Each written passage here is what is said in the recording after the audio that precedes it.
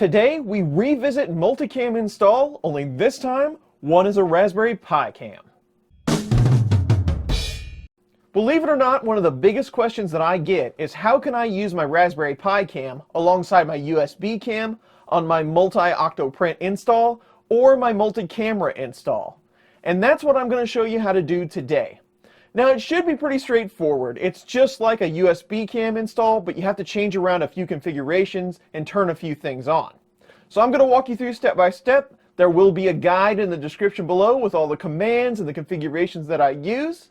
So let's get into it. I will be using a Raspberry Pi 3B Plus with a fresh install of Octoprint on my SD card, a Logitech C270 as my USB webcam. These have serial numbers, and a Raspberry Pi cam that I got off on Amazon. The biggest difference about the Raspberry Pi cam is it uses this ribbon cable connection instead of a USB. So it goes right here. Your connector pins go towards the SD card, just like this, and then you can push the black connector down to lock it in place. So there's the Pi cam. We'll go ahead and cable up our USB cam as well. We'll get it powered on, and then we'll jump into SSH and start the configuration. So the first thing we're going to want to do is install the Multicam plugin. Remember, you can use octopi.local to connect to yours if there's only one on the network. I have to use the IP because I have multiples at that address. We can go to Settings, go to Plugin Manager, we'll go to Get More, and just search for Multi. And Multicam is right here. Plugins installed, we'll go ahead and reset now. We can close this. Go ahead and reload. So we're back in, let's go to Settings. Scroll down to Multicam. And here's where you can add multiple cameras. That doesn't do us a lot of good yet until we get it configured, but the plugin is there ready to use. So let's open up Putty. Again, octopi.local if you can use it. I need to use the IP. Username Pi, password Raspberry. Now by default, the slot that the Raspberry Pi cam uses is not enabled, and you'll probably have to enable it. The easiest way to do that is to go into raspi config. So do sudo raspi-config. Sudo password is Raspberry. Go down to 5 interfacing options, and the first one, P1, is camera. Hit enter. Would you like the interface to be enabled? Yes. The camera is now enabled. Okay. Now we can tab down to finish. We'll go ahead and reboot. Yes. Once the reboot is complete, let's do an ls/dev to list devices. You'll notice this video 0 over here. That is the USB cam. The Raspberry Pi device is actually taken care of by Octoprint via the MJPG streamer. You can install drivers to get it to appear as a video device, but with Octoprint, we really don't need to do that. The easiest way is just to configure another webcam file, force one to use Raspberry Pi and the others to use USB. Now with your USB cams, it is still a good idea to go ahead and rename them so you know which one you're working with. Let's go ahead and change directory to etc/udevrules.d. We can create a file, sudo nano 99-usb.rules. And in here is where you can assign different names to different USB devices. We just have one USB cam, so I'm going to paste this line in here. I'm going to call it video gnome, because it's pointing at a gnome. Now the attributes you have to enter into here, they come from the messages file. You have to have subsystem equals video for Linux, but you need your ID vendor attribute and your ID products and your serial number if you have multiple cameras that have serial numbers. All this will be in the document in the description below. So we'll go ahead and save this for now, but the easiest way to get those attributes, do a cat/var/log/messages. Here's where we plugged in our USB cam. There's the vendor ID, there's the product ID, and the serial number. And if you nano that file again, 99-usb.rules, even though you're in nano, you can still scroll back and get those attributes. So ID vendor, 46D, ID product, 825, serial number, right there. It matches. So now, again, we can exit this file, and if we do another reboot, that's going to pull the new name for that camera in so we can use it. So let's reboot now. Let's log back in.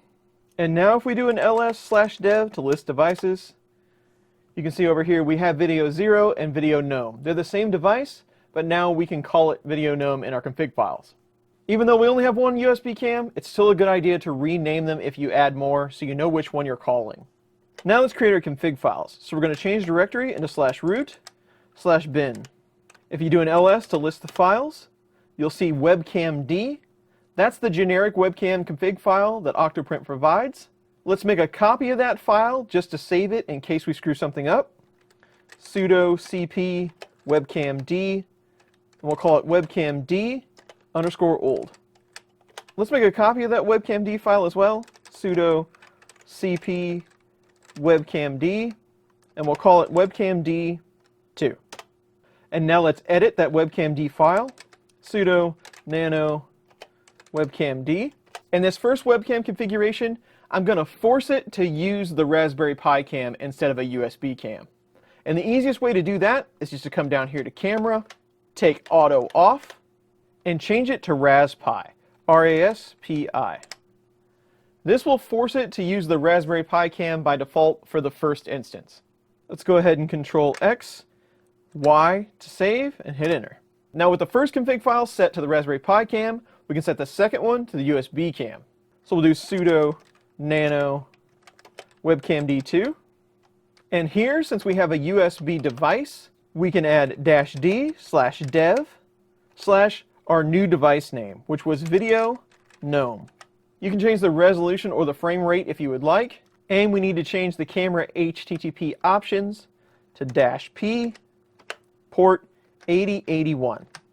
And if you're using multiple USB cams, you're going to have to make one other edit down here on line 83, or it's always going to try to choose video 0.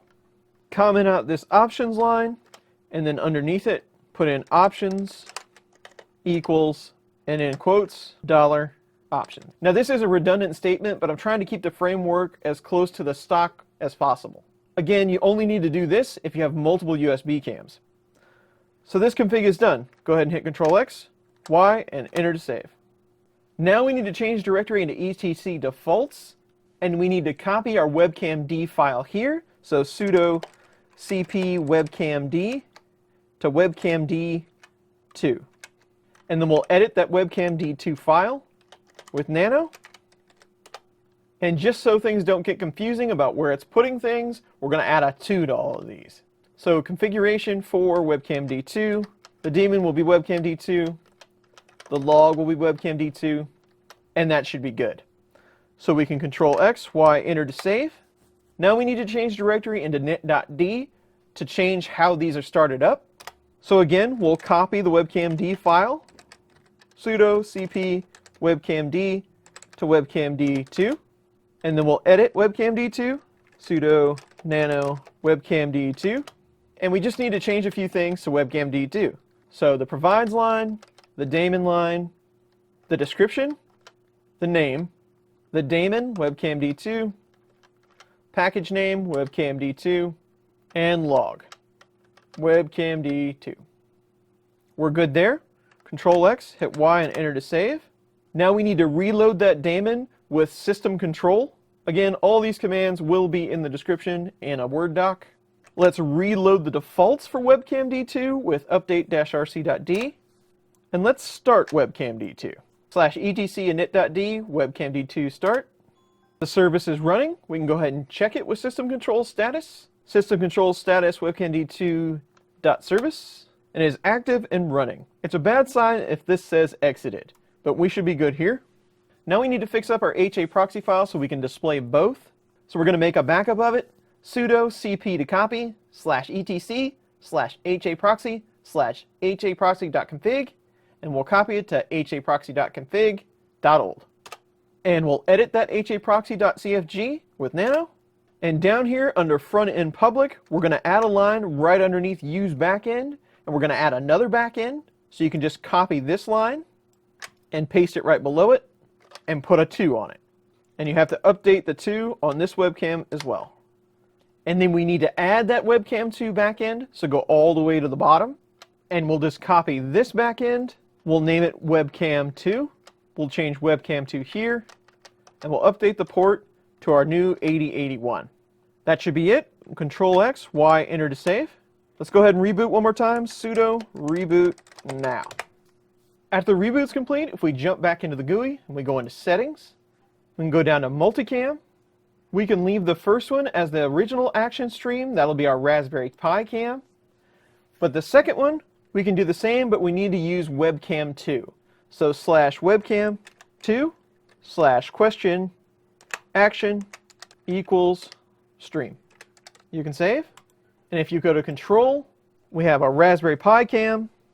If you flip over to webcam 1, we have our GNOME cam. And there you go. That's how you use a Raspberry Pi cam alongside a USB cam on your Multicam install. It should be relatively the same thing if you want to use it on the multiple instance Octoprint setup. And that was just for the community members that wanted to see that happen. I hope you found this video helpful. If you did, please consider giving it a thumbs up or subscribing to my channel. If not, leave your thoughts in the comments below. And as always, thanks for watching.